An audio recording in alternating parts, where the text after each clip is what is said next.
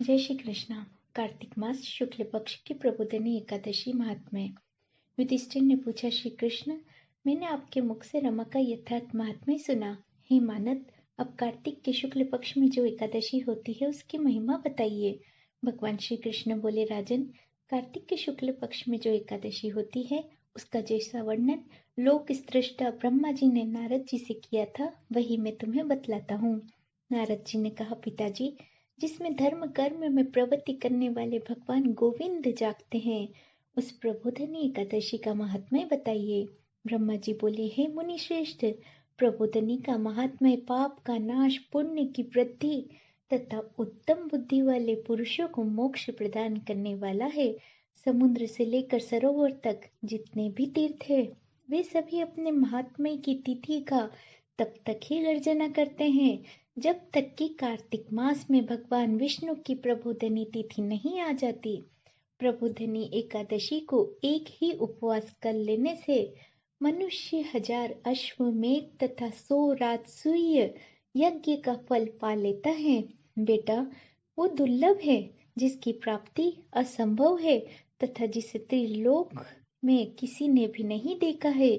ऐसी वस्तु के लिए भी याचना करने पर प्रबोधनी एकादशी उसे देती है। भक्ति पूर्वक उपवास करने पर मनुष्य को हरि बोधिनी एकादशी ऐश्वर्य, संपत्ति, उत्तम बुद्धि, राज्य, सुख प्रदान करती है। मेरु पर्वत के समान जो बड़े बड़े पाप है उन सब का यह पाप नाशिनी प्रबोधनी एक ही उपवास करने से भस्म कर देती है।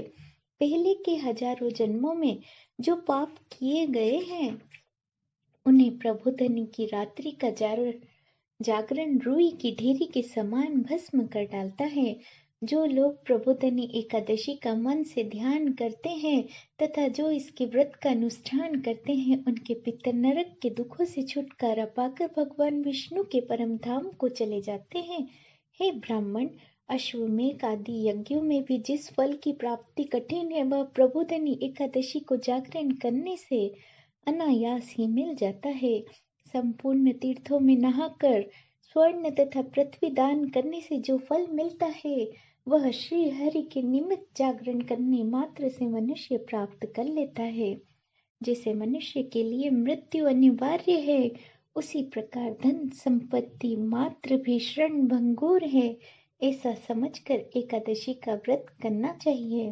तीनों लोकों में जो कोई भी तीर्थ संभव है वे सब प्रबोधनी एकादशी का व्रत करने वाले मनुष्य के घर में मौजूद रहता है। कार्तिक के हरि बोधिनी एकादशी पुत्र तथा पौत्र प्रदान करने वाली है। जो प्रबोधनी को उपवास करता है, उपासना करता है, वही ज्ञानी है, वही योगी है, वही तपस्वी है, वह जितेंद्र है। उसी का भोग और मोक्ष की प्राप्ति होती है।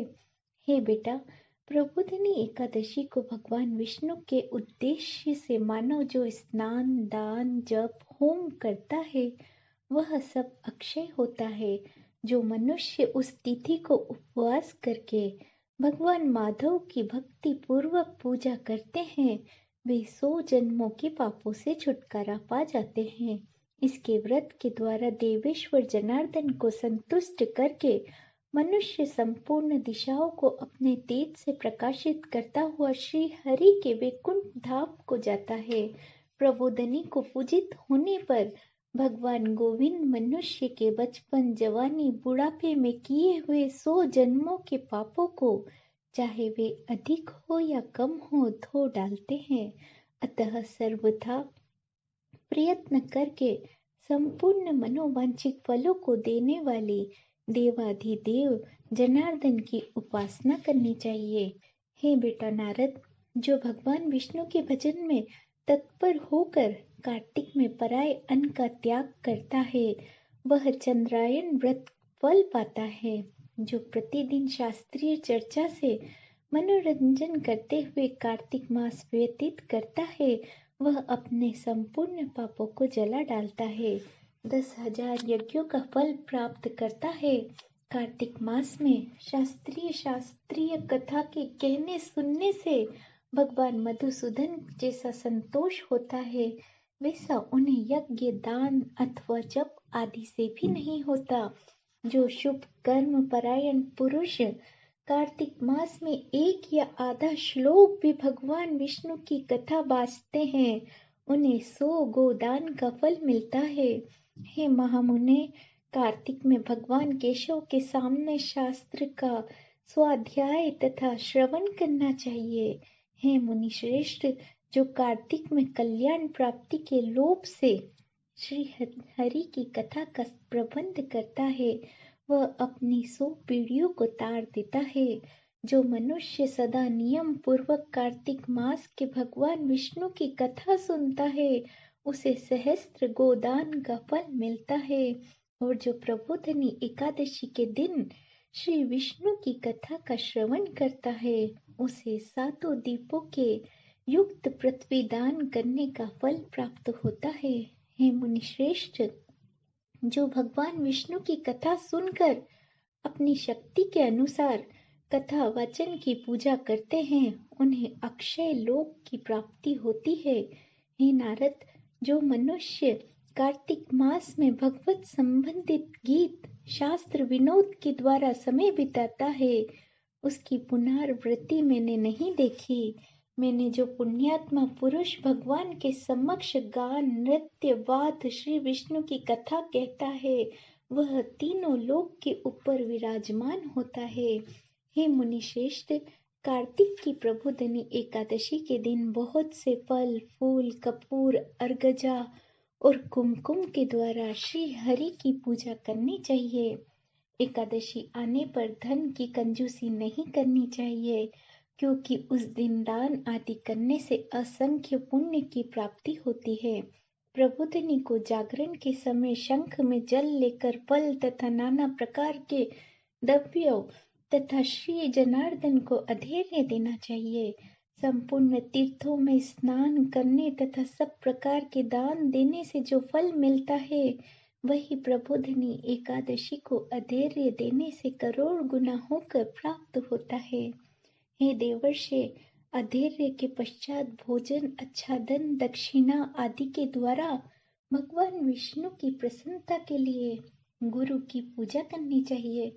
जो मनुष्य उस दिन श्रीमद् भागवत की कथा सुनता अथवा पुराण का पाठ करता है, उसे एक एक अक्षर पर कपिल दान का फल मिलता है।